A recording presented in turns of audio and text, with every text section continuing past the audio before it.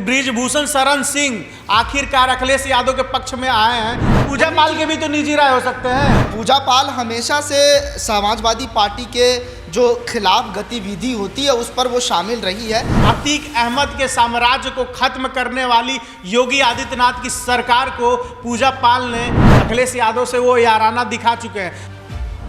Media के गलियारों में एक खबर थी कि पूजा पाल, जिसको सपा ने निष्कासित कर दिया, वो बीजेपी में शामिल हो सकती है।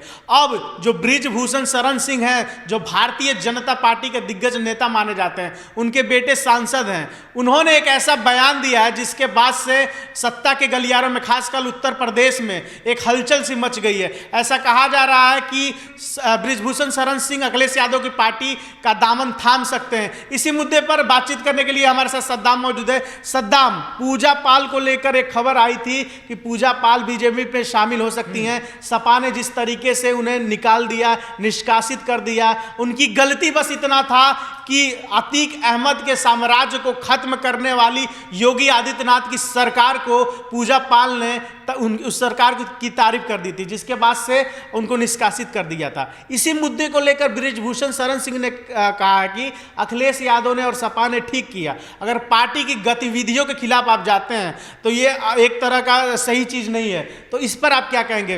वो भी तो बीजेपी के साथ है। बृजभूषण शरण सिंह बीजेपी के नेता है। बृजभूषण शरण सिंह का ये अखिलेश के पक्ष में ये बोल, सुन लीजिए। निजी राय तो निजी राय क्या होता है? निजी राय है। आप मान लीजिए कि वो बीजेपी में रह करके इस तरह से अगर वो बातें कर रहे हैं तो वो उनसे जाके बात करनी होगी। लेकिन जो मुझे लग रहा है, जो राजनीतिक विश्लेषक बता रहा है, वरिष्ठ पत्रकार, आपको नहीं लगता इनको भी बीजेपी बाहर कर सकती है जिस तरीके से सपा ने पूजा पाल को बाहर कर दिया? नहीं, तो पूजा पाल हमेशा से समाजवादी पार्टी के जो खिलाफ गतिविधि होती है उस पर वो शामिल रही है, ऐसा अखिलेश यादव का आरोप है। अखिलेश यादव ने खुद इस बात को लेकर उन्होंने कहा है कि वो बीजेपी का रास्ता तय कर ले, और उसके बाद पूजा पाल को फिर निष्कासित किया गया। अब मान लीजिए कि सबसे पहले वो जब बसपा से वो चुनाव जीती, फिर उसके बाद नई नवेली दुल्हन थी वो, फिर उसके बाद वो उनका सफर राजनीति में बढ़ता गया, वो तो अखिलेश यादव की पार्टी में गए। फिर अगर मान लीजिए कि कुछ चीजों को लेकर अगर अखिलेश यादव ने, सवाल मेरा वो नहीं है सद्दाम, सवाल ये है कि बृजभूषण शरण सिंह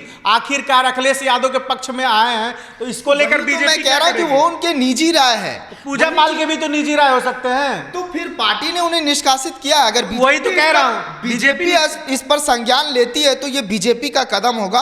लेकिन जो चीजें चल रही है मैं वही बता रहा हूं। बृजभूषण शरण सिंह का पहला मर्तबा नहीं है। इससे पहले भी अखिलेश यादव से वो याराना दिखा चुके हैं। हमारे दर्शकों को बता दूं, कई बार अखिलेश यादव की बातें वो करते नजर आए हैं और अखिलेश यादव की तारीफ भी करते हुए नजर आए। और दोबारा से अखिलेश यादव की पार्टी का पूजा पाल वाले मैटर को लेकर तारीफ करना कहीं ना कहीं बताता है कि चीजें सही नहीं है। और 2027 का चुनाव भी आने वाला है। ऐसे में बीजेपी को एक्शन लेगी या नहीं लेगी? वही मैं बता रहा हूं। अगर बीजेपी इस तरह से कदम उठाती है और बृजभूषण शरण सिंह पर कोई कार्रवाई होती है, अगर समाजवादी पार्टी में वो शामिल होते हैं, तो ये समाजवादी पार्टी के समर्थकों के लिए बड़ी खुशखबरी होगी। और अगर बृजभूषण शरण सिंह बीजेपी से इस्तीफा देते हैं तो ये कहीं ना कहीं झटका माना जाएगा। और 2027 इस्तीफा क्यों देंगे?